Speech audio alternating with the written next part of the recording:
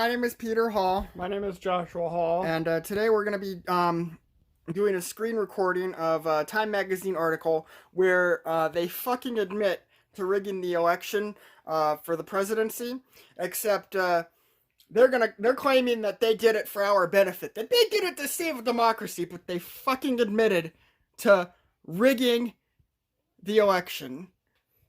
Salty Cracker just did a video about this. I just watched it.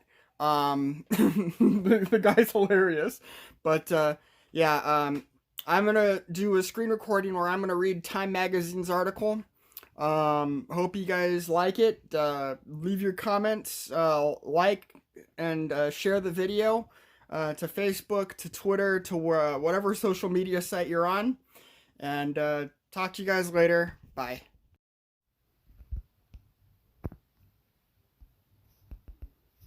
Okay, so here we go.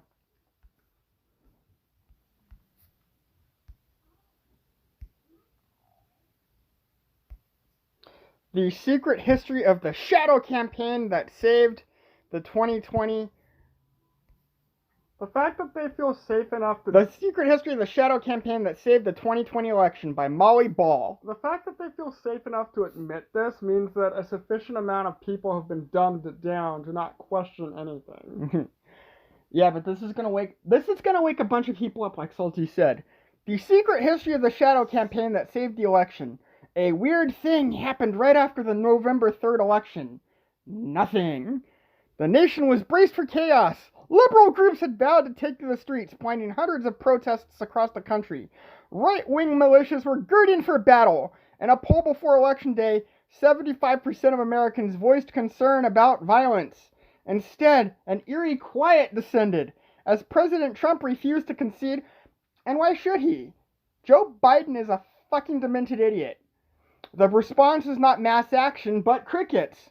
When media organizations called the race for Joe Biden on November 7th, jubilation broke out instead. Jubilation. Ha. Anybody who's happy for the Joe Biden, air quotes, presidency is a fucking retard. And if you say that you support him, even if you didn't vote him, you're also a fucking idiot. Jubilation broke out instead as people thronged cities across the U.S. to celebrate the democratic process that resulted in Trump's ouster. How many of you dumbasses are celebrating now, you fucking retards? Joe Biden just cost America a lot of fucking jobs.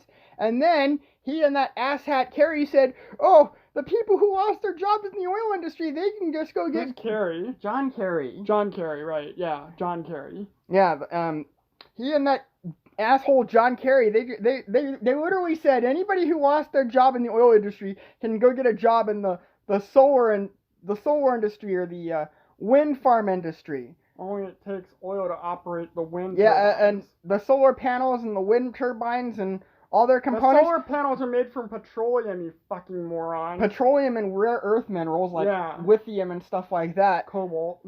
And okay. A second odd thing happened. Amid Trump's attempts to reverse the result, corporate America turned on him.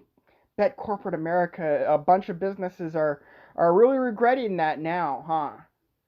Trump was good for business. Joe Biden is not. Not American business, anyway. Joe Biden is good for the CEOs and the board of directors, but he's not good for the employees. And he's not good for small business. He's good for the businesses that have ties to China and India and stuff like that. But any American businesses, he's not good for. A second odd thing happened amid Trump's attempts to reverse the result. Corporate America turned on him. Hundreds of major business leaders, many of whom had backed Trump's candidacy and supported his policies, called on him to concede. To the president, something felt amiss. It was all very, very strange, Trump said on December 2nd. Within days after the election, we witnessed an orchestrated effort to anoint the winner, even while many key states were still being counted. In a way, Trump was right. Trump was right.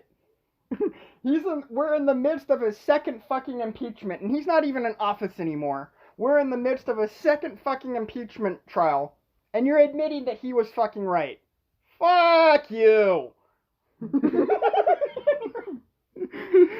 There was a conspiracy unfolding behind the scenes, one that both curtailed the protests and coordinated the resistance from CEOs. Both surprises were the result of an informal alliance between left-wing activists and business titans. Chief Clenched teamwork. We're gonna work together to get rid of Trump because we hate him. I hate you. Well, I'll work with you. After we get Trump out, we're enemies again. But we're allies now. Actually, the Democrats are trying to. That's the thing that I don't understand.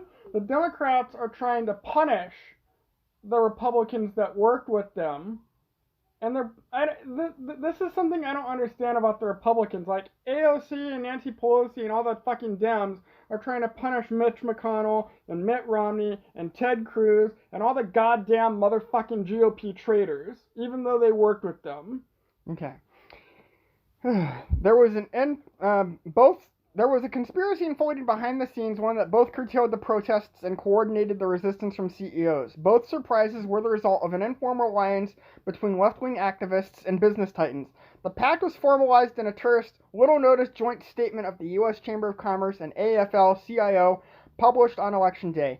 Both sides had come to see it as a sort of implicit bargain, inspired by the summer's massive, sometimes destructive, racial justice protests. Sometimes destructive. But they were mostly peaceful, weren't they?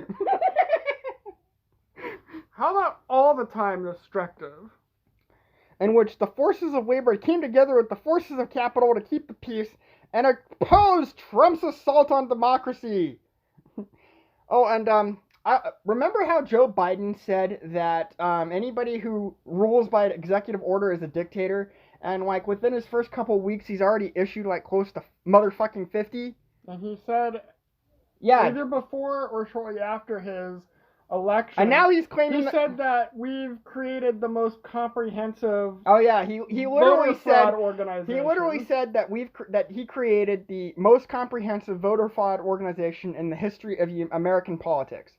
Also, Joe Biden also said that I think that was his dementia speaking. I don't think that was him bragging. I think that was his dementia speaking. But he actually said that. Yes. Anyway, Joe Biden, who said that anybody who rules through executive order is a dictator, he issued like close to 50 motherfucking executive orders. And then he says that they were all close to 100 by now. Yeah, well, I don't know how many. Then he says that they were all done to combat Trump's bad policies. I'm not a dictator. I'm doing it to combat Trump's bad policies. Anyway, the handshake between business and labor was just one component of a vast cross-partisan campaign. Yeah, bipartisan, sure. To protect the election. Protect the election. Bipartisan means that both parties just shake hands to steal our money, cheat us, and lie to us, and eventually imprison us when the time comes to be put down by force. That's what bipartisan The handshake means. between business and labor was just one component of a vast cross-partisan campaign to protect the election, an extraordinary shadow effort dedicated not to winning the vote, but to ensuring it would be free and fair. Free and fair. The machines are motherfucking owned by China. Dominion machines come from... And Venezuela. Come from China and come from business interests. They were created by Venezuela, but China bought the China bought the company shortly after 2006. Yeah, ensuring it would be free and fair, credible and uncorrupted. Ha! Credible and uncorrupted. Fuck you. Fuck you. For more than a year, a loosely organized coalition of Americans of operatives scrambled to shore up America's institutions as they came under simultaneous attack from a remorseless pandemic. Actually, it wasn't the pandemic that did this. It was the government's stupid and idiotic response to the pandemic. That's how fucking stupid we are. Okay? The pandemic did not do this to us. The government did this to us, and Americans just sat back and let it happen because we're fucking idiots. And we're not scared. As stupid as we're not as stupid as people in the UK and Ireland. It's worse over there. Yeah. We're pretty damn close. As they came under simultaneous attack from a remorseless pandemic and an autocratically inclined president. Yeah, Trump is autocratic, and Biden isn't. Though much of this activity took place on the left, it was separate from the Biden campaign and crossed ideological lines. Yeah, separate from the Biden campaign, sure. And crossed ideological lines. Yeah, huh? Wink, wink, right. With crucial contributions by nonpartisan and conservative actors. You mean fake conservatives? Fuck you. The scenario the shadow campaigners were desperate to stop was not a Trump victory. It was an election so calamitous that no result could be discerned at all. So we had to steer the election for Joe Biden because somebody had to win. And it couldn't be Trump.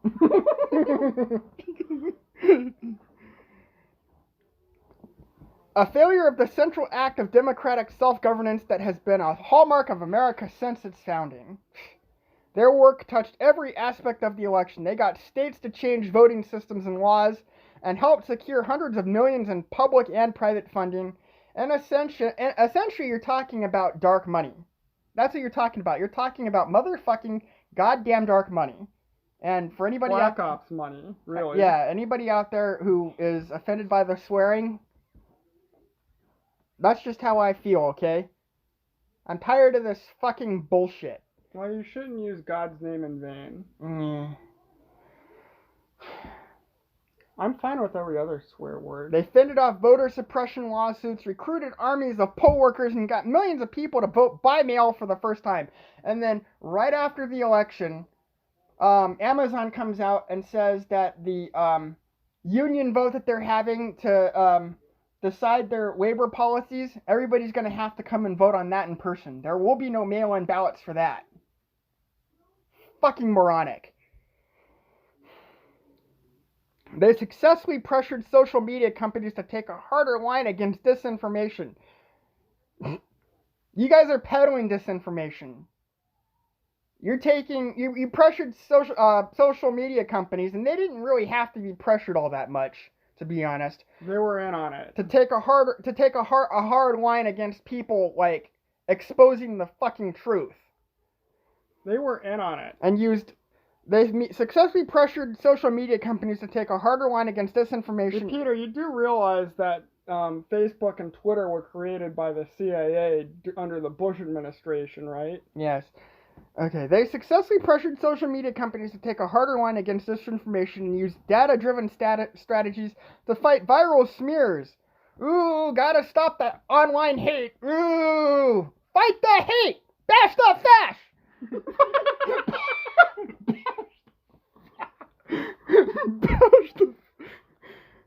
They executed national public awareness campaigns that helped Americans understand how the vote count would unfold over days or weeks, preventing Trump's conspiracy theories and false claims of victory from getting more traction. The motherfucking fact is, Trump legally won the election, and Biden is a false president, and you guys are fucking admitting to it, just in a very roundabout, obsequious way.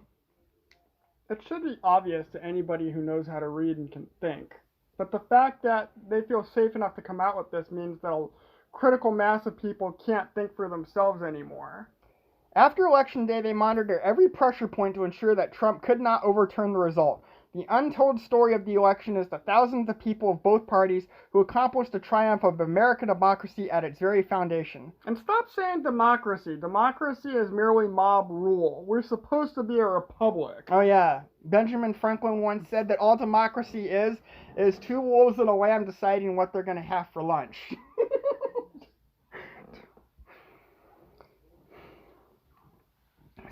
Okay, the untold story of the election is the thousands of people at both parties who accomplished the triumph of American democracy at its very foundation.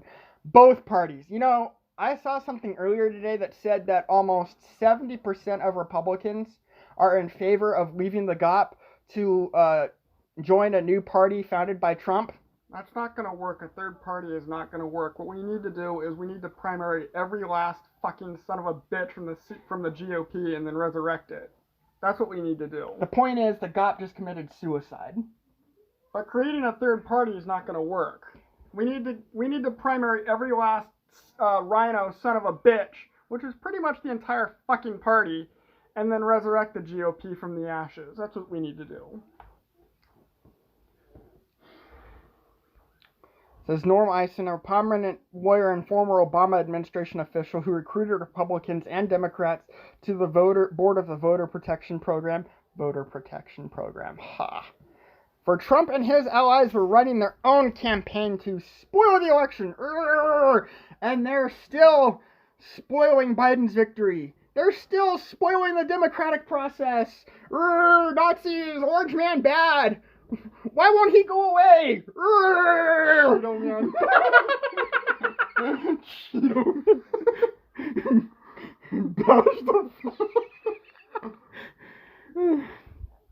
The president spent months insisting that that mail ballots were a Democratic plot and the election would be rigged. And you're fucking admitting that now. You are admitting in this very motherfucking GD article that the election was rigged.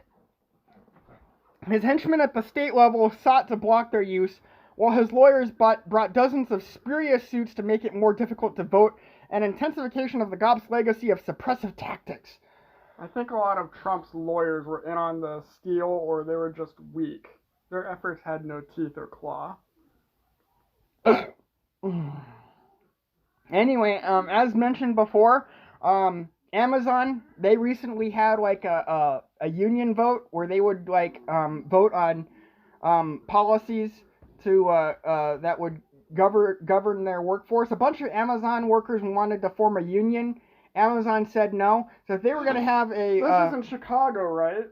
It's everywhere. They were going to have a vote to decide if like Amazonians could form a union, and Amazon literally said they were not going to have mail-in ballots. Everybody had to vote in person. I thought you were talking about this mega shift policy. Nah, that's something different.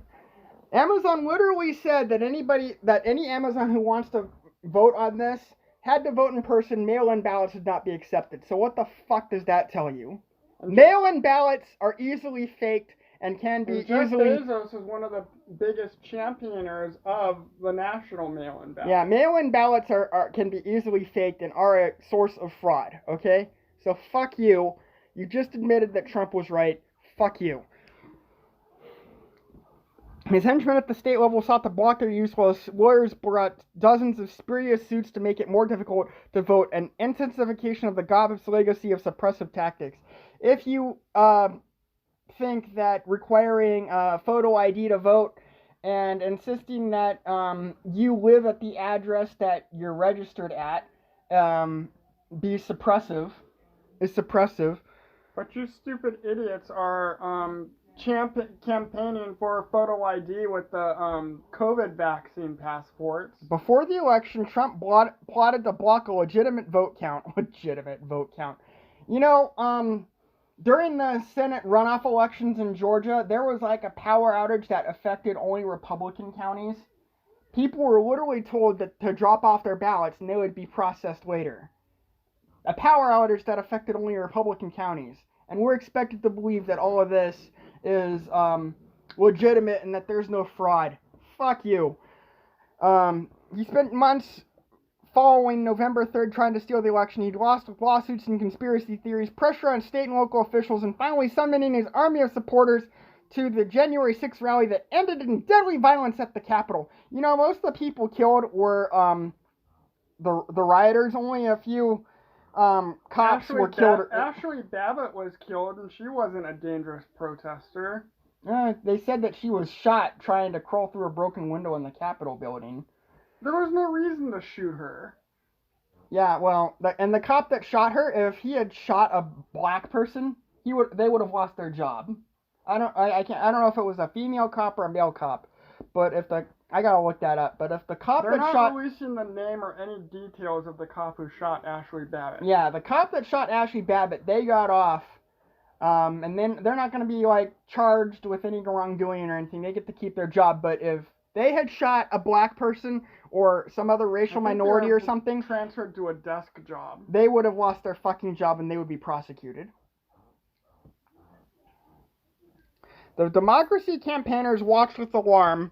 Every week we felt like we were in a struggle to try to pull off this election without the country going through a real dangerous moment of unraveling, says former GOP representative Zach Wamp. Zach Wamp. Wamp, wamp, wamp. A Trump supporter who helped coordinate a bipartisan election protection council. You're a Trump supporter, and then you decided to go work on this bipartisan election protection council? Sure, Zach. Sure. We can look back and say this thing went pretty well, but it was not all that clear in September and October that was going to be the case. This is the inside story of the conspiracy to save the 2020 election. Based on access to the group's inner workings, never before seen documents, and interviews of dozens of those involved from across the political spectrum. It is the story of an unprecedented, creative, and determined campaign whose success also reveals how close the nation came to disaster. You want to watch Mike Lindell's movie on the election? The My Pillow guy created a movie about a documentary on election fraud. All right, we'll watch it on my day off. Okay. Every attempt to interfere with the proper outcome of the election was defeated, says Ian Basson. Proper outcome of the election. Joe Biden being put into the White House is not a proper outcome. The man is a fucking demented idiot, and he's owned by China. And technically, he's not even president, even though he has the title. Kamala Harris is making all the decisions, and she's doing what her and Joe's puppet masters are telling her. Yeah, there's like literally a video. I bet it's hard to find, but I've seen it. There's video where like Joe Biden is sitting down to sign all those fucking executive orders, and the audio is kind of muffled, but if you listen close, you can actually hear him say, "I don't know what I'm signing here." And Kamala Harris, standing like right behind him, says, "Just sign it, Joe." Co-founder of Protect Democracy, a nonpartisan rule of law advocacy group. Rule of law. Democrats believe in the rule of law. Ha ha ha. No, they fucking don't. You guys are literally trying to impeach a man who's no longer fucking president. That's not the rule of law. But it's massively important for the country to understand that it didn't happen accidentally. The system didn't work magically. Democracy is not self-executing. Stop saying democracy. Democracy is mob rule, and that's just 1 or 2 steps away from socialism. We're a republic. At least that's the way we should. That's how we should operate as a republic. We used to be a republic. That's why the participants want the secret history of the 2020 election told, even though it sounds like a paranoid fever dream. Which is what you said. Which is what you said a few weeks ago. A well-funded cabal of powerful people ranging across industries and ideologies, working together behind the scenes to influence perceptions, change rules and laws, illegally change rules, steer media coverage, and control the flow of information. And they did it all to protect us. I feel really fucking special right now. They were not rigging the election. They were They were not rigging the election. They were fortifying it. Yeah, fortifying it. Ha ha ha ha ha. Fuck you. Fuck you. And they believe the public needs to understand the system's fragility in order to ensure that democracy in America endures. Yeah, well, how can democracy in America endure when we've got all these bullshit democracy is mob rules. I know. Let me just finish my thing. Okay. How can democracy in America endure when we've got all these bullshit special interest groups and even identity politics groups that are... I think we as white people need to engage in more identity politics. The fact that white people don't engage in identity politics is why we lose all the time. Everyone else engages in identity politics. Maybe we should too. Fair is fair. White supremacy, white power! You got all these bullshit identity politic groups and special interest groups. Each are finding for their own piece of like government funding, their own piece of recognition, etc. It's all bullshit. Identity politics is bullshit, but if white people and conservatives want to win, and Christians in general, but we're being prosecuted based on our skin color, based on our conservative ideology, and based on our... Christians aren't supposed to engage in identity politics. The thing that unites Christians is not their skin color or their country. It's supposed to be Jesus Christ. Yes, but humanity is tribal, and that's something that we can't overcome. And let me just say that racism, when you boil it down to its most simple definition, is not the persecution of someone based on their skin color. I mean, yes, that's a negative aspect of racism, but racism merely means that you prefer the group of your own people of your own skin color, or people of your own race. Okay. The architect. Sometime in the fall of 2019, Mike Podhorser became convinced the election was headed for disaster and was determined to protect it. Well, gee, thank you very much, Mike. This was not his usual purview. For nearly a quarter century, Podhorser, senior advisor to the president of the AFL-CIO, the nation's largest union federation, has marshaled the latest tactics and data to help its favored candidates win elections. Unassuming and professorial, he isn't the sort of hair-gelled political strategist who shows up on cable news among Democratic insiders. He's known as the wizard behind some of the biggest advances in political technology in recent decades. A group of liberal strategists he brought together in the early 2000s led to the creation of the Analyst Institute, a secretive firm that applies scientific methods to political campaigns. John F. Kennedy once said that the idea of secret groups is repugnant to a civilized society. Because, democracy or our republic, our government cannot properly function in darkness. Everything has to be lit up and seen.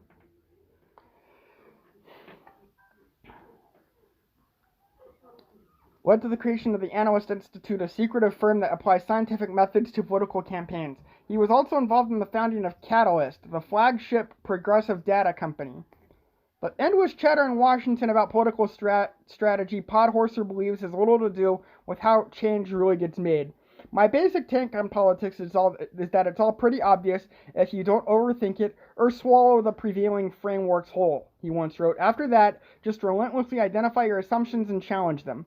Podhorser applies that approach to everything. When he coached his now adult son's Little League team in the D.C. suburbs, he trained the boys not to swing at most pitches, a tactic that infuriated both their and their opponents' parents, but won the team a series of championships. How did that work?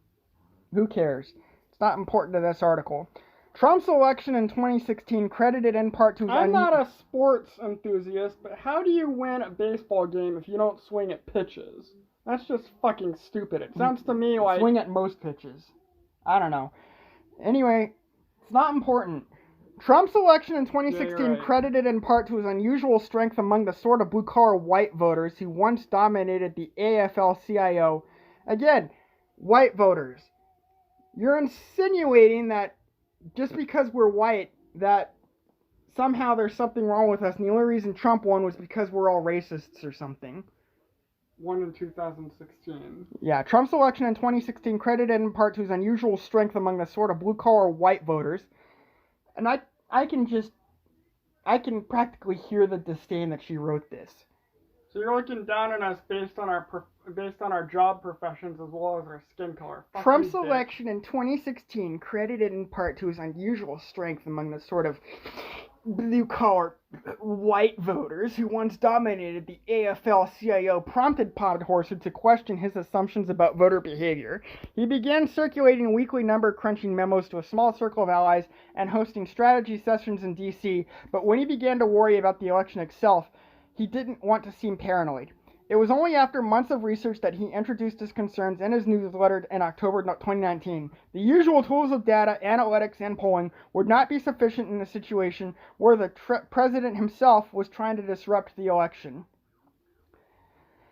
How long is this article? I don't know. We're going to keep reading. He wrote, "Most of our planning takes us through Election Day," he noted, "but we are not prepared for the two most likely outcomes. Trump losing and refusing to concede, and Trump winning the Electoral College despite losing the popular vote by corrupting the voting process in key states." You know, so you're saying that the Electoral College needs to be abolished? Yeah, if Trump had lost the popular vote but still won the Electoral College, that would have been a fair outcome because Trump's the genius of the Electoral College is that elections aren't won by a single majority, they're won by multiple majorities. Yeah. So, Trump's not the only president to win a presidential election through the Electoral College. George W. Bush won it Abraham Twice. Lincoln. Well, no, he won the popular vote against John Kerry in 2004. Yeah, Abraham Lincoln, I think, lost the popular vote but won through the Electoral College. Quite a few presidents have lost the popular vote but won through the Electoral College. Trump losing and refusing to concede, and Trump winning the Electoral College despite losing the popular vote by corrupting the voting process in key states. We desperately need to systematically red team this election so that we can anticipate and plan for the worst we know will be coming our way. It turned out Podhorser wasn't the only one thinking in these terms. He began to hear from others eager to join forces. The fight back table. Oh yes, the resistance. Ooh, thank you, resistance. Thank you, you got Joe Biden into the White House. Motherfucking idiots. A coalition of resistance organizations had begun, scenario planning around the potential... Not really a resistance when most of the resistance's members are people from the mega corporations and government insiders. That's not a resistance. Yeah, it's not a resistance. A coalition of resistance organizations had begun scenario planning around the potential for a contested election, gathering liberal activists at the local and national level into what they called the Democracy Defense Coalition. Voting rights and civil rights organizations were raising alarms. A group of former elected officials was researching emergency powers they feared Trump might exploit. Protect Democracy was assembling a bipartisan election crisis task force. It turned out that once you said it out loud, people agreed, Podhorser says, and it started building momentum. Yeah, well, fuck you, Podhorser. He spent months pondering scenarios and talking to experts. It wasn't hard to find liberals who saw Trump as a dangerous dictator. But Podhorser was careful to steer clear of hysteria. What he wanted to know was not how American democracy was dying, but how it might be kept alive. You've got people on major news networks literally saying that Trump supporters need to be rounded up and re-educated, and they're literally comparing us to ISIS supporters. Fuck you, Podhorser. Fuck you. And fuck all those other assholes. The chief difference between the U.S. and countries that lost their grip on democracy, he concluded, was that America's decentralized election system couldn't be rigged in one fell swoop. That presented an opportunity to shore it up. What a fucking hero. The Alliance. On March 3rd, Podhorser drafted a 3-page confidential memo titled Threats to the 2020 Election. Trump has made it clear that this will not be a fair election and that he will reject anything but his own re-election as fake and rigged. You just admitted that it was fake and rigged. And the fact that Joe Biden, a fucking demented idiot who needs a fucking damn teleprompter and an earpiece in his ear just to have a fucking conversation. Yeah, him being president, that's not rigged. On November 3rd, should the media report otherwise, he will use the right-wing information system to establish his narrative and incite his supporters to protest. The memo laid out 4 categories of challenges: attacks on voters, attacks on election administration, attacks on Trump's political opponents, and efforts to reverse the results of the election. Then COVID-19 erupted at the height of the primary election season. Yeah, COVID-19, You guys have admitted that it was your opportunity to get the mail-out ballots. Yeah, COVID-19, that was totally unplanned and unexpected, yeah. Well, it was unexpected by us. Normal methods of voting were no longer safe for voters or the most elderly volunteers who normally staff polling places. No longer safe! Oh, stay inside because of COVID-19! The same people that say you gotta stay home because you might kill grandma and grandpa are the same people that advocate for abortion. They're the same people that advocate for euthanasia of the elderly. So take that rhetoric and shove it up your ass. But political disagreements intensified by Trump's crusade against mail voting prevented some states from making it easier to vote absentee and for jurisdictions to count those votes in a timely manner. Chaos ensued. Ohio shut down in-person voting for its primary, leading to minuscule turnout. A poll worker shortage in Milwaukee, where Wisconsin's heavily Democratic black population is concentrated, left just 5 open polling places, down from 182. In New York, vote counting took more than a month. Suddenly, the potential for a November meltdown was obvious. In his apartment in the D.C. suburbs, Podhorser began working from his laptop at his kitchen table, holding back-to-back Zoom meetings for hours a day with his network of contacts across the progressive universe. The labor movement, the institutional left, like Planned Parenthood and Greenpeace, resistance groups like Indivisible and Move On, progressive data geeks and strategists, representatives of donors and foundations, state-level grassroots activists, organizers, racial justice activists, and others. In April, Podhorser began hosting a weekly 2.5-hour Zoom. It was structured around a series of rapid-fire 5-minute presentations on everything from which ads are working to messaging to legal strategy. The invitation-only gathering soon attracted hundreds, creating a rare, shared base of knowledge for the fractious progressive movement. Of course it's fractious. Everybody's got their own fucking agenda to push because they're so goddamn special. And they have to tell everybody about their stupid fucking identity. At the risk of talking trash about the left, there's not a lot of good information sharing, says Anat Shanker Osorio, a close Podhorser friend, whose poll-shaped messaging and guidance shaped the group's approach. There's a lot of not invented here syndrome, where people won't consider a good idea if they didn't come up with it. Yeah, that's because everybody has to be so fucking special. They have to tell everybody about their identity. Oh, I'm gay, I'm trans, I'm a biracial, queer, whatever. I'm a deerfolk, or whatever. I am a purple platypus bear with pink spots and silver wings. The meetings became the galactic center for a constellation of operatives across the left who shared overlapping goals but didn't usually work in concert. The group had no name, no leaders, no hierarchy, but kept the disparate actors in sync, just like Antifa. Because there's no central organization, it doesn't really exist. And after all, Antifa is just an idea. Well, so the fuck is QAnon? Pod played a critical behind-the-scenes... QAnon is mostly fake news masquerading as conservative voice. Most of what they say is false and doesn't pan out. Yeah.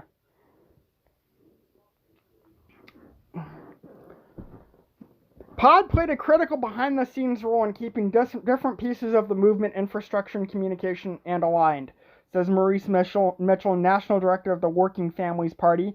You have the litigation space, the organizing space, the political people just focused on the W, and their strategies aren't always aligned. He allowed this ecosystem to work together. Yay! Protecting the election would require an effort of unprecedented scale. Protecting the election, that's funny. As 2020 progressed, it stretched to Congress, Silicon Valley, and the nation's state houses. It drew energy from the summer's racial justice protests. Silicon Valley should have no say in our elections. Yeah. Many of whose leaders were a key part of the Liberal Alliance, and eventually it reached across the aisle into the world of Trump's skeptical Republicans, appalled by his attacks on democracy. Securing the vote. The first task was overhauling America's bulky election infrastructure in the middle of a pandemic for the thousands of local, mostly nonpartisan officials who administer elections. Nonpartisan. Yeah. I mean, you literally had, like, BLM activists working as poll workers, wearing their hats at the polls, while voters coming in couldn't wear political paraphernalia. For the thousands of local, mostly nonpartisan officials who administer elections, the most urgent need was money, isn't it always? Money, money, money, money, money. They needed protective equipment like masks, gloves, and hand sanitizer, because everybody's got to be so fucking worried about COVID-19. They needed to pay for postcards letting people know they could vote absentee, or in some states to mail ballots to every voter. They needed additional staff and scanners to process ballots. You know, voting in person doesn't take that long. You just show up, drop off your fucking ballot, and get out of there. What would be so scary about that? Even during COVID. In March, activists appealed to Congress to steer COVID relief money to election administration. Led by the Leadership Conference on Civil and Human Rights, more than 150 organizations signed a letter to every member of Congress seeking $2 billion in election funding. It was somewhat successful. The CARES Act, passed later that month, contained $400 million in grants to state election administrators, but the next tranche of relief funding didn't add to that number. It wasn't going to be enough. Private philanthropy stepped into the breach. Capitalism works again, people. Private philanthropy. Philanthropy is the best way to launder your money, just so you know. I know, but like capitalism, like true charity is based on private philanthropy. Yeah, but there are no true there are no true philanthropists anymore. Philanthropy is just a way to get more political power and get more money by laundering your money, so you end up with more money than when you started. That's true for the most part. There are good people out there who are engaging in private charity. Private philanthropy stepped into the breach. An assortment of foundations contributed tens of millions in election administrative funding. The Chan Zuckerberg Initiative chipped in $300 million. It was a failure at the federal level that 2,500 local election officials were forced to apply for philanthropic grants to fill their needs, says Amber McReynolds, a former Denver election official who heads the nonpartisan National Vote at Home Institute. McReynolds' 2-year-old organization became a clearinghouse for a nation struggling to adapt. The Institute gave secretaries of state from both parties technical advice on everything from which vendors to use to how to locate drop boxes. Local officials are the most trusted sources of election information, but few can afford a press secretary, so the Institute distributed communications toolkits. In a presentation to Podhorse's group, McReynolds detailed the importance of absentee ballots for shortening lines at polling places and preventing an election crisis. The Institute's work helped 37 states and D.C. bolster mail voting, but it wouldn't be worth much if people didn't take advantage. Oh, people gotta take advantage of it. Part of the challenge was logistical. Each state has different rules for when and how ballots should be requested and returned. The voter participation center... When are you guys going to admit that you let non-citizens and even dead people vote, or you just manufactured the votes out of thin air? All in an effort to save democracy, of course. Save it from Trump! Bashed off Fash! Bashed off Fash! Cheeto Man bad!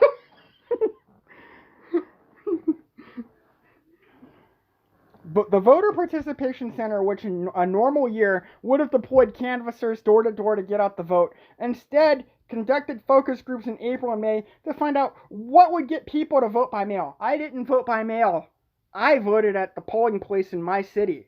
I voted at my local polling place. I'm proud to say I didn't vote by mail. And I was in and out in like 5 minutes. Fuck vote by mail. Fuck it. Fuck vote by mail. Gave me a pin so that my vote would be disqualified because of my Trump hat.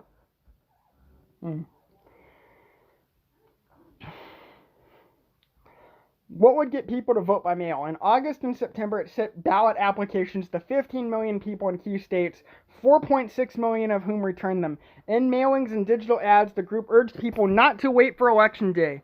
All the work we have done for 17 years is built for this moment of bringing democracy to people's doorsteps, says Tom Lopak, the Center's CEO.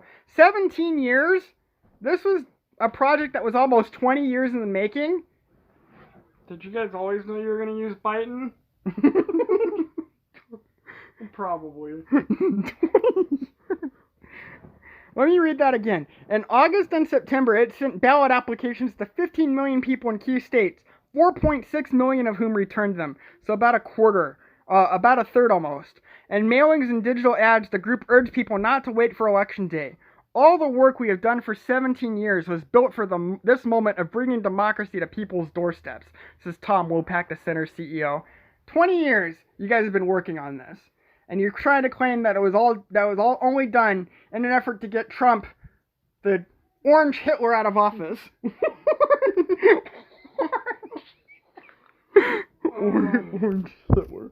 The effort had to overcome heightened skepticism in some communities. Many black voters preferred to exercise their franchise in person or didn't trust the mail. Well, good on them. I didn't trust the mail either. I voted in person. Why do they have to be black? Who cares? I mean, it doesn't say who they voted for, but yeah. Don't trust vote by mail. Vote in person. And even if you vote in person, your vote largely doesn't count anymore. But it definitely doesn't count if you vote by mail. That's just fucking stupid. National civil rights groups worked with local organizations to get the word out that this is the best way to ensure one's vote was counted. Yeah, vote by mail. I literally read article after article after article during the months and after leading up to the election about how a whole bunch of mail-in ballots were conveniently lost. Like, there was even some that were found buried under concrete somehow. Remember that? I think so. National civil rights groups worked with local organizations to get the word out that this is the best way to ensure one's vote was counted. In Philadelphia, for example, advocates distributed voting safety kits containing masks, hand sanitizer, and informational brochures. We had to get the message out that this is safe, reliable, and you can trust it. No, you fucking can't. Says Hannah Fried of all voting is local. I mentioned before, and I'll mention it again, Amazon had a vote to determine whether its employees could become unionized, and they told their employees not to vote by mail, to come in person. At the same time, Democratic lawyers battled a historic tide of pre-election litigation. The pandemic intensified the party's usual tangling in the courts, but the lawyers noticed something else as well. The litigation brought by the Trump campaign of a piece with the broader campaign to sow doubt about mail-in voting was making novel claims and using theories no court has ever accepted, says Wendy Weiser, a voting rights expert at the Brennan Center for Justice at NYU. They read more like lawsuits designed to send a message rather than achieve a legal outcome. In the end, nearly half the electorate cast ballots in 2020, practically a revolution in how people vote. About a quarter voted early in person. Only a quarter of voters cast their ballots the traditional way, in person on Election Day. Well, I'm happy to be part of the quarter that cast their ballot in person. I bet most of the Fuck people who mail-in cast voting. their ballots in person voted for Trump. The disinformation defense. Bad actors spreading false information is nothing new. For decades, campaigns have grappled with everything from anonymous calls claiming the election has been rescheduled to flyers spreading nasty smears about candidates' families.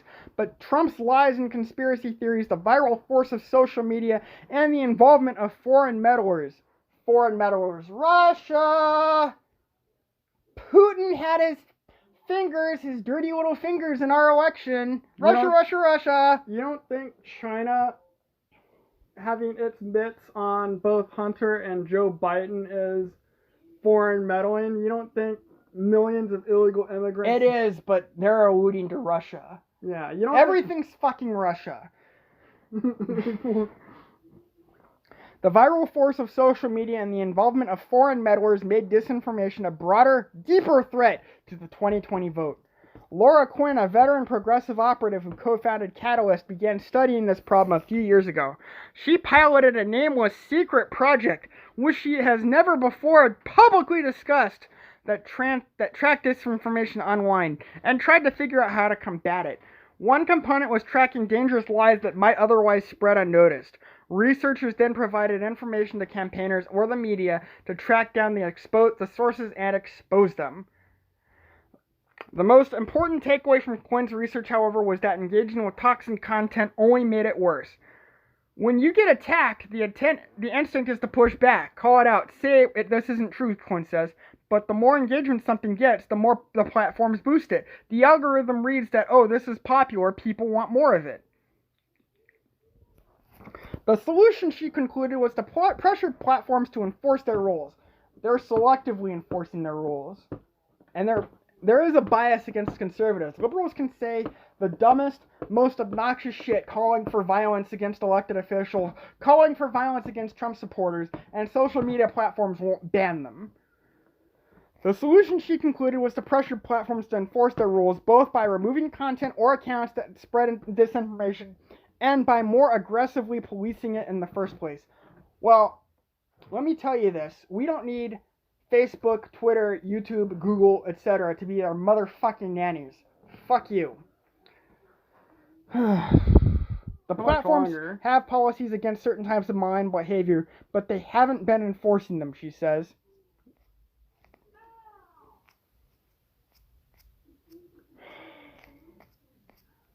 It's almost over. Jesus Christ.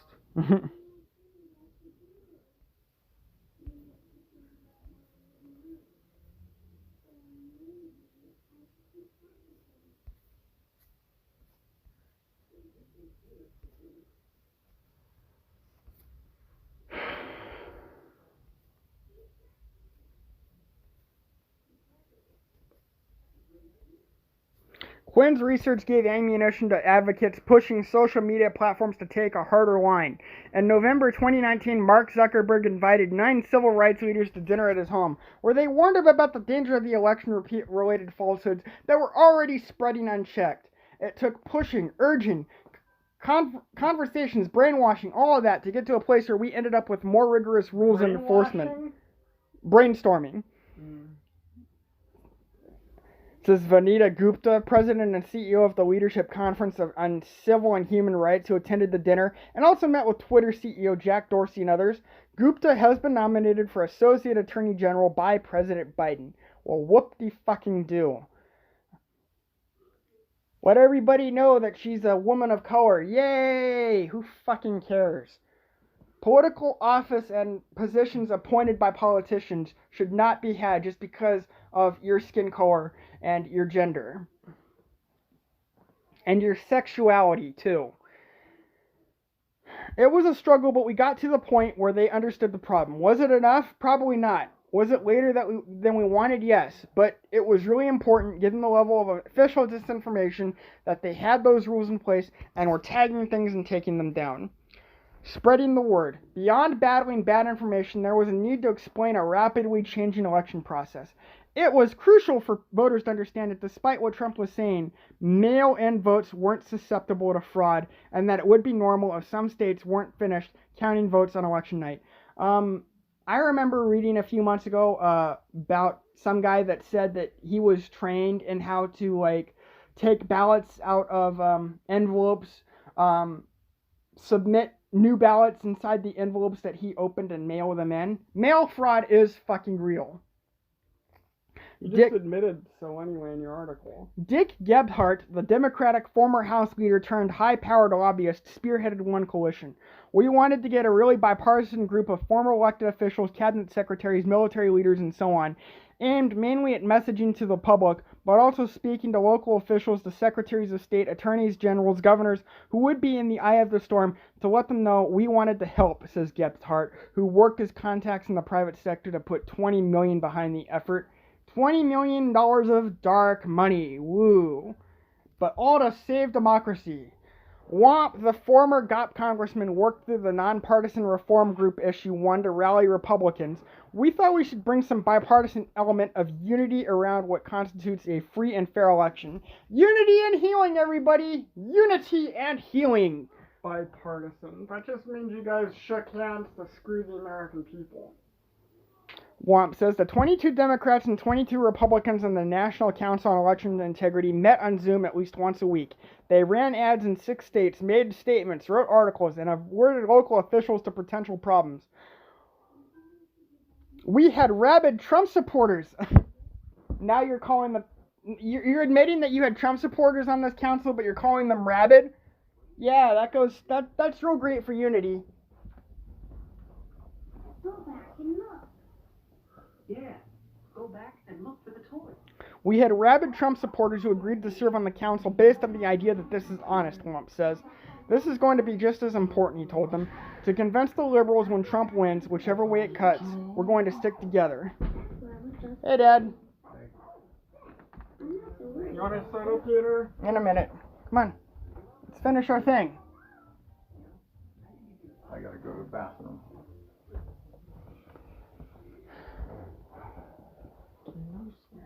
Okay.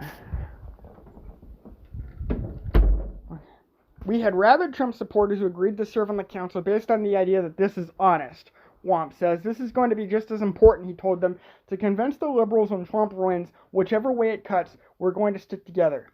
The Voting Rights Lab and Into Action created state-specific memes and graphics spread by email, text, Twitter, Facebook, Instagram, and TikTok, urging that every vote be counted. Every vote. If you're an illegal alien, or you like submitted votes from like a dead person or from someone who doesn't even legally exist, that vote should not be counted. Not every vote needs to be counted. Every legal vote needs to be counted, but not every vote needs to be counted.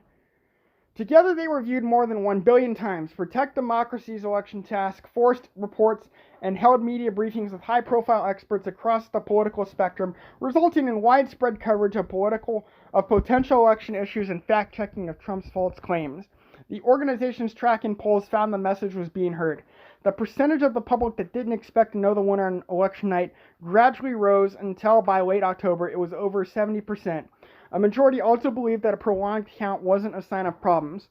We knew exactly what Trump was going to do. He was going to try to use the fact that Democrats voted by mail and Republicans voted in person to make it look like he was ahead, claim victory, and say the mail-in ballots were fraudulent and try to get them thrown out. It says protect democracy's bastion, setting public expectations ahead of time helped undercut those lies. Okay, your dad.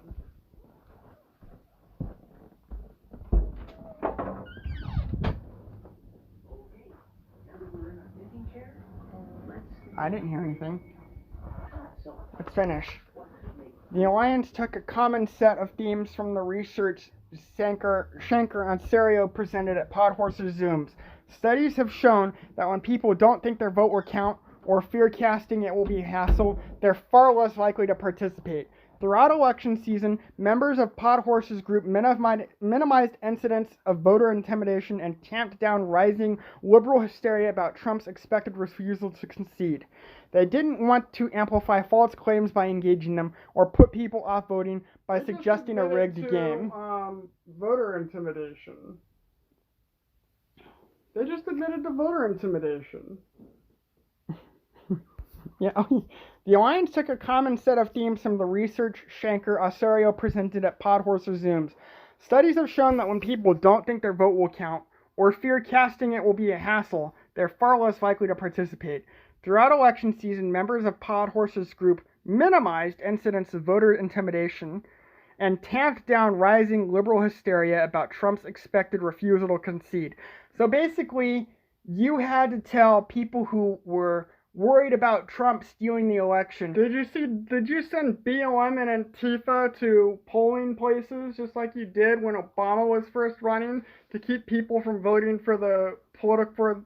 No, they're saying that they had to stop those activists from doing that. That's not what minimize means. It means minimize. That means like. Don't you know what minimize means? Minimize means to reduce or play it down.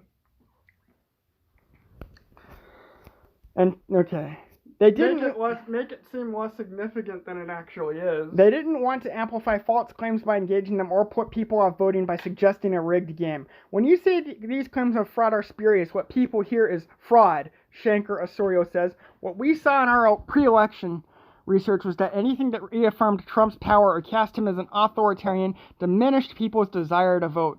It only diminished libtards' desire to vote. And Trump isn't an authoritarian. Who's the real authoritarian here? Beijing Biden. He's the one doing all those fucking executive orders. Podhorser, meanwhile, was warning everyone he knew that polls were underestimating Trump's support. The data he shared with media organizations who would be calling the election was tremendously useful to understand what was happening as the votes rolled in, according to a member of a major network political unit who spoke with Podhorser before Election Day. Most analysts had recognized there would be a blue shift in key battlegrounds, the surge of votes breaking toward Democrats, driven by tallies of mail-in ballots. But they hadn't comprehended how much better Trump was likely to do on Election Day. How much better Trump was likely to do on Election Day. That means people who voted on the real Election Day came out in support of Trump. And you guys had to rig and overcount the mail-in ballots just to get Biden to win. You guys had to stop the counting in 5 states at 8 o'clock and then resume counting after midnight just so that Biden would win. Being able to document how big the absentee wave would be and the variance by state was essential. So basically, you are admitting to rigging fake mail-in and absentee ballots, and you had to overcompensate just because of Trump supporters coming in to vote on election day. That's what you're fucking saying. You're being fucking obsequious about it, but that's what you're saying. The racial justice uprising sparked by George Floyd's killing in May was not primarily a political movement. The organizers who helped lead it wanted to harness its momentum for the election without allowing it to be co-opted by the politicians. Many of those organizers were part of Podhorsers Network from the activists in battleground states who partnered with the Democracy Defense Coalition to organizations with leading roles in the movement for Black Lives. Fuck Black Lives Matter. Come on, finish the article. Alright, shush. Now, I am not against black people, but I am against Black Lives Matter. They admit on their website that they're Marxist communists, and they also admit that they exist for black women and black trans people. They also admit that they also admit to promoting fatherless homes. Yeah, straight black men, Black Lives Matter does not give a single fuck about you. All you are to Black Lives Matter is an army of agitators that are expendable. They don't care about you unless you're a martyr. And pretty much every black male that becomes a martyr is a fucking criminal. So unless you die for them, they don't fucking care about you. The best way to ensure people's voices were heard, they decided, was to protect their ability to vote. We started thinking about a program that would complement the traditional election protection area, but also didn't rely on calling the police, says Nalini Stamp, the Working Family Party's national organizing director. They created a force of election defenders who, unlike traditional poll watchers, were trained in de-escalation techniques during early voting and on election day. They surrounded lines of voters in urban areas with a joy to the polls effort, joy to the polls, ha, that turned the act of casting a ballot into a street party. Black organizers also recruited thousands of poll workers to ensure polling places would stay open in their communities. The summer uprising, because again, black people didn't trust mail-in voting. Well, white people don't either. This white person didn't. I don't either. The summer uprising had shown that people power could have a massive impact. Activists began preparing to reprise the demonstrations of Trump if Trump tried to steal the election. Americans plan widespread protests if Trump interferes with the election, Reuters reported in October. One of many such stories, more than 150 liberal groups from the Women's March to the Sierra Club to Color of Change, from Democrats.com to the Democratic Socialists of America, joined the Protect the Results Coalition. The group's now defunct website had a map listing 400 planned post-election demonstrations to be activated via text message as soon as November 4th to stop the coup they feared. The left was ready to flood the streets. Stop the coup. There was a coup, and it established Biden as president. Biden, the guy that can't talk and blames it on a stutter that he had since he was a kid.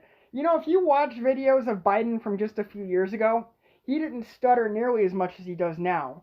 He's always had a tendency to, like, go off on tangents, but he stutters, he always goes off on bullshit tangents, like that one time where he bragged about going up against a black gang leader named Corn Pop at a community pool, and then went into this stupid segue about how kids like to rub his legs after he goes swimming. While he's riding on cockroaches.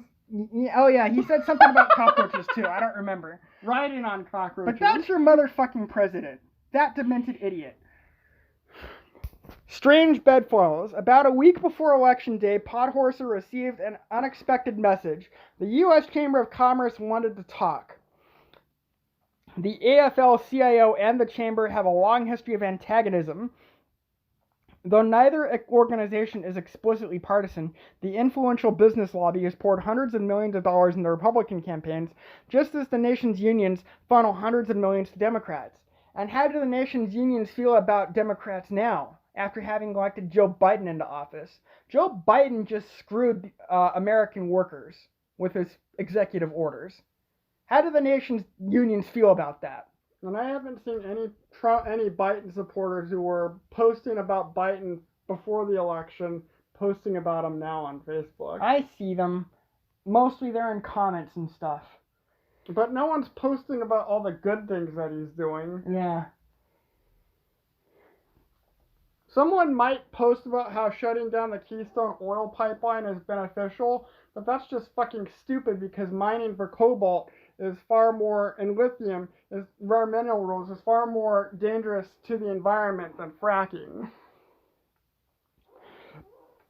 On one side is labor, on the other management, locked in an eternal struggle for power and resources. But behind the scenes, the business community was engaged in its own anxious discussions about how the election and its aftermath might unfold. The summer's racial justice protests had sent a signal to business owners too. The potential for economy-disrupting civil disorder. With tensions running high, there was a lot of concern about unrest around the election, or a breakdown in our normal way we handle contentious elections, says Neil Bradley, the Chamber's Executive Vice President and Chief Policy Officer. These worries had led the Chamber to release a pre-election statement with the Business Roundtable, a Washington-based CEOs group, as well as associations of manufacturers, wholesalers, and retailers calling for patience and confidence as votes were counted. But Bradley wanted to send a broader, more bipartisan message. He reached out to Podhorser through an intermediary both men declined to name. Agreeing that their unlikely alliance would be powerful, they began to discuss a joint statement pledging their organization's shared commitment to a fair and peaceful election. They chose their words carefully and scheduled the statement's release for maximum impact. As it was being finalized, Christian leaders signaled their interest in joining, further broadening its reach. Christian leaders. Anybody that joined this effort is not a Christian. Well, they could be, but they're definitely an idiot. The statement was released on Election Day under the names of Chamber CEO Thomas Donahue, AFL-CIO President Richard Trumka, and the heads of the National Association of Evangelicals and the National African American Clergy Network. It is imperative that election officials be given the space and time to count every vote in accordance with applicable laws, it stated. We call on the media, the candidates, and American people to exercise patience with the process and trust in our system. Hey, how do Christians feel about Biden? Those who voted for him or who decided to support him after he won. How do Christians feel about Biden now that he's made it mandatory for transgendered women to be able to use biological women's restrooms? How do Christians feel about Biden? How do Christians feel about Biden purging Christians from the military and law enforcement? How do Christians feel about Biden today? How do people who just understand the biology of that the biology of humanity is dichotomous, that there are two sexes, male and female? How do people who understand that feel about Biden forcing transgendered women to compete against biological women? Fucking idiots. It is imperative that election officials be given the space and time to count every vote in accordance with applicable laws, it stated. We call on the media, the candidates, and the American people to exercise patience with the process and trust in our system. Yeah, well, I don't have patience in the process, and I don't trust the system. Fuck the system. Even if it requires more time than usual. The groups added, although we may not always agree on desired outcomes up and down the ballot, we are all united in our call for the American democratic process to proceed without violence, intimidation, or any other tactic that makes us weaker as a nation. Showing up and standing down. Election night began with many Democrats despairing. Trump was ahead of pre-election polling, winning Florida, Ohio, and Texas, easily, and keeping Michigan, Wisconsin, and Pennsylvania too close to call. That's why they stopped counting in Arizona, Michigan, Pennsylvania, and West Virginia and Georgia at 8 o'clock, and then resumed. But Podhorser was unperturbed. When I spoke to him that night, the returns were exactly in line with his modeling. He had been warning for weeks that Trump voters' turnout was surging. As the numbers dribbled out, he could tell that as long as all the votes were counted, Trump would lose. As long as all the fake votes were counted, and they actually counted more votes than they needed to. Like, because of their counting the mail-in ballots and absentee ballots, more people were said to have voted than they had to vote. Every vote that was counted in Arizona, Wisconsin, Michigan. Was it West Virginia or Virginia? And Georgia. Every vote that was counted after midnight was for Biden in those states. The Liberal Alliance gathered for an 11 p.m. Zoom call. Hundreds joined. Many were freaking out. It was really important for me and the team in that moment to help ground people in what we had already known was true. Trust in the process, guys. The scam will win out. Says Angela Peoples, director for the Democracy Defense Coalition. Podhorzer presented data to show the group that victory was in hand. While he was talking, Fox News surprised everyone by calling Arizona for Biden. The public awareness campaign had worked. TV anchors were bending over backwards to counsel caution and frame the vote out accurately. Yeah, right. Frame it accurately. The question then became what to do next. The conversation that followed was a difficult one. Led by the activists charged with the protest strategy, we wanted to be mindful of when was the right time to call for moving masses of people into the street, People says. As much as they were eager to mount a show of strength, mobilizing immediately could backfire and put people at risk. Protests that devolved into violent clashes would give Trump a pretext to send in federal agents or troops as he had over the summer. And rather than elevate Trump's complaints by continuing to fight him, the alliance wanted to send the message that the people had spoken. All right. So the word went out, stand down. Protect the Results announced that it would not be activating the entire national mobilization network today, but remains ready to activate if necessary. On Twitter, outraged progressives wondered what was going on. Why wasn't anyone trying to stop Trump's coup? Where were all the protests? Podhorzer credits the activists for their restraint. They had spent so much time getting ready to hit the streets on Wednesday, but they did it, he says. Wednesday through Friday, there was not a single Antifa versus Proud Boys incident like everyone was expecting. And when that didn't materialize, I don't think the Trump campaign had a backup plan.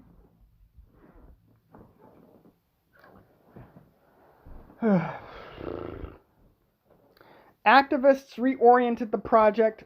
The results protests toward a weekend of celebration. Counter their disinfo with our confidence and get ready to celebrate. Celebrate even though there's COVID, everybody. Celebrate good times. Come on. Don't worry about the COVID, even though we've been telling you to worry about it for several months. Finish. Okay. And get ready to celebrate, read the message and guidance Shanker Osorio presented to the Liberal Alliance on Friday, November 6th. Declare and fortify our win. Vibe, confident, forward-looking, unified, not passive, anxious. The voters, not the candidates, would be the protagonists of this story. The planned day of celebration happened to coincide with the election being called on November 7th. Activists dancing in the streets... Because Mike Pence refused to defend Trump against the steal. The planned day of celebration planned to coincide with the election being called on November 7th. Activists dancing in the streets of Philadelphia blasted Beyonce over an attempted Trump campaign press conference. The Trumpers' next confab was scheduled for 4 seasons total landscaping outside the city center, which activists believe was not a coincidence. The people of Philadelphia own the streets of Philadelphia, crows the working families parties Mitchell. We made them look ridiculous by contrasting our joyous celebration of democracy with their clown show. Yeah, well, Joe Biden's a fucking clown show. The votes had been counted, Trump had lost, but the battle wasn't over. Okay.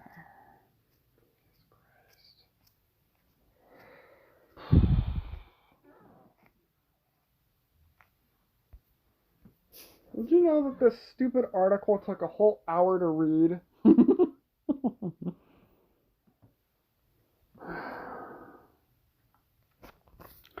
5 steps to victory, this is it. And Podhorzer's presentations, winning the vote was only the first step to winning the election. After that came winning the count, winning the certification, winning the electoral college, and winning the transition. Steps that are normally formalities, but that he knew Trump would see as opportunities for disruption. Nowhere would that be more evident than in Michigan, where Trump's pressure on local Republicans came perilously close to working, and where liberal and conservative pro-democracy forces joined to counter it.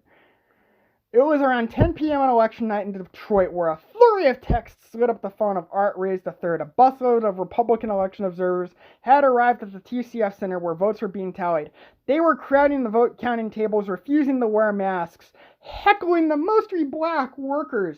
Newsflash, you don't have to... most Trump supporters don't care about race. There are plenty of black Trump supporters. Only you libtards care about race. I don't care about race, okay? Actually, black Trump supporters are a minority. It's true. Only because the Democrats have convinced black people to vote for them for like generations on end. In fact, anybody who's a non-white voter who's a Trump supporter is a minority. Most of Trump's base is white. But they're not racist, most of them. Well, that's true, but maybe it's time we start focusing more on race. Like Vincent James says. Don't be racist, but, race is somewhat important. Refusing to wear masks, heckling the mostly black workers. Ray's, a Flint native who leads We the People Michigan, was expecting this. For months, conservative groups have been sowing the suspicion about urban vote fraud. The language was, they're going to steal the election. There will be fraud in Detroit, long before any vote was cast, Ray says. And they were right. Fucking assholes. Trump supporters seek to disrupt the vote count at Detroit's TCF Center on November 4th. He made his way to the arena and sent word to his network. Within 45 minutes, dozens of reinforcements had arrived. As they entered the arena to provide a counterweight to the GOP observers inside, Rays took down their cell phone numbers and added them to a massive text chain. Racial justice activists from Detroit, Will Breathe, worked alongside suburban women from Femmes for Dems. Femmes for Dems. Why are women continuing to support Democrats? Democrats are making it extremely clear that, as far as they're concerned, gender should be eliminated. So why are women... Because women tend to be liberal, more liberal than men. Yeah, well, Democrats are trying to erase sex and all that. Even conservative women tend to be more liberal than their conservative male counterparts. And local elected officials, Rays left at 3 a.m., handing the text chain over to a disability activist. As they mapped out the steps in the election certification process, activists settled on a strategy of foregrounding the people's right to decide, demanding their voices be heard, and calling attention to the racial implications of disenfranchising black Detroiters. They flooded the Wayne County Canvassing Board's November 17th certification meeting with an on-message testimony. Despite a Trump tweet, the Republican board members certified Detroit's votes. Election boards are one pressure point. Another was GOP-controlled legislators who Trump believed could declare the election void and appoint their own electors. Before the election, after Hillary Clinton lost in 2016, you guys literally sent out campaigns trying to convince people not to abolish the Electoral College, and then you sent out campaigns trying to convince electors to be faithless and vote their conscience. So, and now you're trying to say that, it was wrong for Trump to get the state legislators to appoint their own electors? Fuck you. And so the president invited the GOP leaders of the Michigan legislature, House Speaker Lee Chatfield and Senate Majority Leader Mike Shirkey, to Washington on November 20th. It was a perilous moment. If Chatfield and Shirkey agreed to do Trump's bidding, Republicans in other states might be similarly bullied. I was concerned things were going to get weird, says Jeff Timmer, a former Michigan GOP executive director turned anti-Trump activist. Norm Eisen describes it as the scariest moment of the entire election. The Democracy Defenders launched a full-court press. Protect democracy's local contacts, research the lawmakers' personal and political motives. Essentially, you, what's the word, Josh? When you, look for information about somebody so that, you can, post their information online and... Doxing. Yeah, essentially you doxed the legislators, and you thought Trump was... And you were worried about Trump bullying them. The Democracy Defenders launched a full-court press, protect democracy's local contacts, research the lawmakers' personal and political motives. Issue 1 ran television ads in Lansing. The Chamber's Bradley kept close tabs on the process.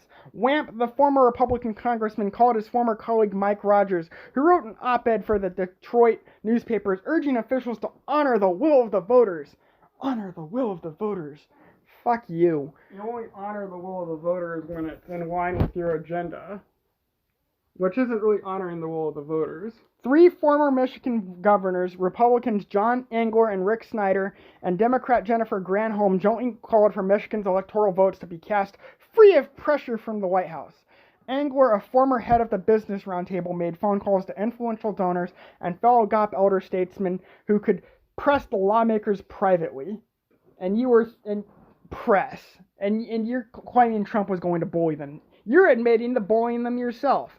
The pro-democracy forces were up against a Trumpified Michigan GOP controlled by allies of Ronna McDaniel, the Republican National Committee chair, and Betsy DeVos, the former education secretary, and a member of a billionaire family of GOP donors. On call with his team on November 18th, Basson vented that his side's pressure was no match for what Trump could offer. Of course he's going to try to offer them something, Basson recalls thinking. Head of the Space Force, ambassador to wherever. We can't compete with that by offering carrots. We need a stick!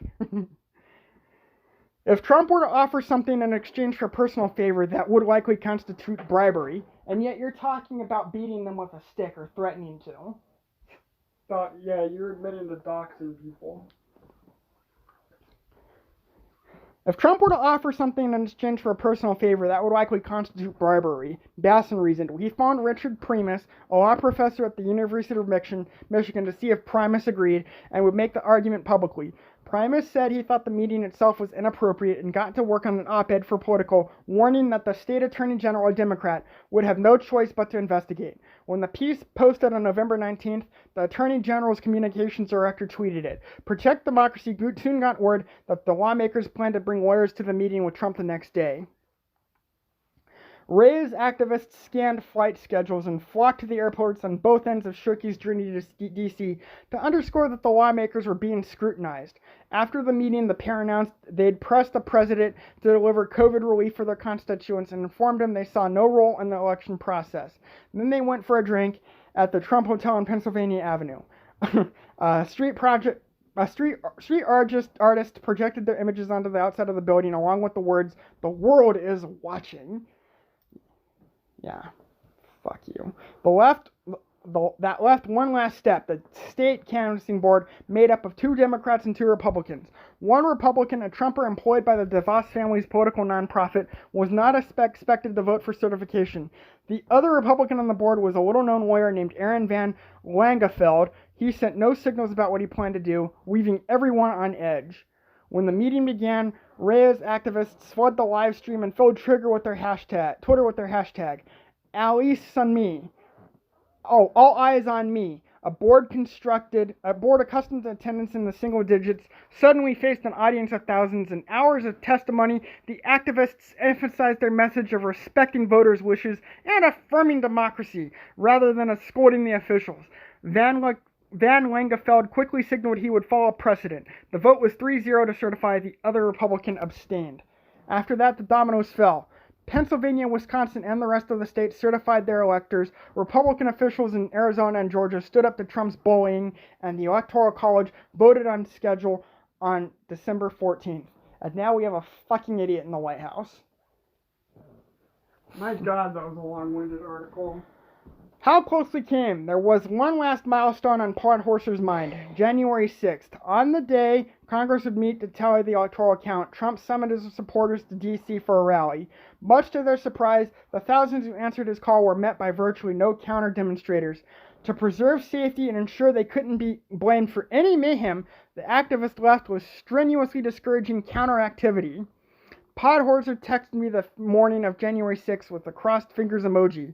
Trump addressed the crowd that afternoon, peddling the lie that lawmakers or Vice President Mike Pence could reject states' electoral votes. He told them to go to the Capitol and fight like hell. Then he returned to the White House. That's not a lie, that's true. Mike Pence could have rejected the state electorate's votes, but he chose not to. Yeah. Then he returned to the White House as they sacked the building. As lawmakers fled for their lives and his own supporters were shot and trampled, Trump praised the rioters as very special. Trump told his supporters not to do anything violent. He told them to go home. Yeah. It was his final attack on democracy, and once again it failed. By standing down, the democracy campaigners outfoxed their foes. We won by the skin of our teeth, honestly, and that's an important, folks. important point for folks to sit with, says Democracy Defense Coalition's Peoples. There's an impulse for some to say voters decided and democracy won, but it's a mistake to think that this election cycle was a show of strength for democracy. It shows how vulnerable democracy is. Quit saying democracy. The members of the Alliance to Protect the Election have gone their separate ways. The Democracy Defense Coalition has been disbanded. Though the fight back table lives on, Protect Democracy and the Good Government advocates have turned their attention to pressing reforms in Congress. Left-wing activists are pressuring the newly empowered Democrats to remember the voters who put them there, while civil rights groups are on guard against further attacks on voting. Business leaders denounced the Gen 6 attack, and some say they will no longer donate to lawmakers who refuse to certify Biden's victory. Biden, such Which a is pretty fucking much asshat. everyone certified as victory. Podhorser and his allies are still holding their Zoom strategy sessions, gauging voters' views, and developing new messages, and Trump is in Florida facing his second impeachment. He's no longer president. He can't be impeached, you motherfucking assholes. Deprived of the Twitter and Facebook accounts he used to push the nation to its breaking point. He didn't push the nation to its breaking point. You motherfuckers did. And you're still doing it with your fucking identity politics. I just want to say that being impeached really doesn't mean anything. All impeachment means is that when you're in political office and someone lodges a complaint against you, and your house, your state house or federal house or whatever motions to impeach you, that doesn't mean you're removed. The House is all impeachment is an exact accusation, and then you move on to the Senate for the trial. Yeah. As I was reporting this article in November and December, I heard different claims about who should get the credit for thwarting Trump's plot. Liberals argued the role of bottom-up people power shouldn't be overlooked, particularly the contributions of people of color and local grassroots activists. Others stressed the heroism of GOP officials like Van Langdefeld. Heroism of GOP officials. Fucking traitors. And Georgia Secretary of State Brad Raffensperger, who stood up to Trump at considerable cost. The truth is that neither likely would have succeeded without the other. It's astounding how close we came, how fragile all this really is, says Timmer, the former Michigan GOP executive director. It's like when Wile E. Coyote runs off the cliff. If you don't look down, you don't fall. Our democracy only survives if we all believe and don't look down. Yeah, well, I don't believe. Fuck you. Democracy won in the end. The will of the people prevailed. The will of the people.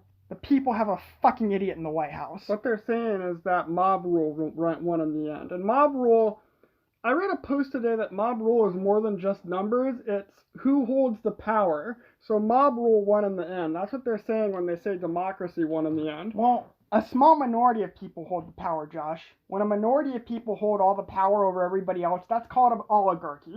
It's still mob rule. Mob rule is more than just numbers. Mob rule is a majority. Anyway, when they say democracy won in the end, they mean their leftist mob rule won in the end. The will of the people prevailed. That's not true. But it's crazy in retrospect that this is what it took. To put on an election in the United States of America, with reporting by Leslie Dick Stein, Mariah Espada, and Simone Shaw. Correction appended, February 5th. The original version of this story misstated the name of Norm Eison's organization. It is the Voter Protection Program, not the Voter Protection Project. The original version of the story also misstated Jeff Timmer's former position with the Michigan Republican Party. He was the executive director, not the chairman. So when was this article written? A couple of days ago. February 4th. It was published. Yeah. Oh! Where are my shoes? I think I hung them up.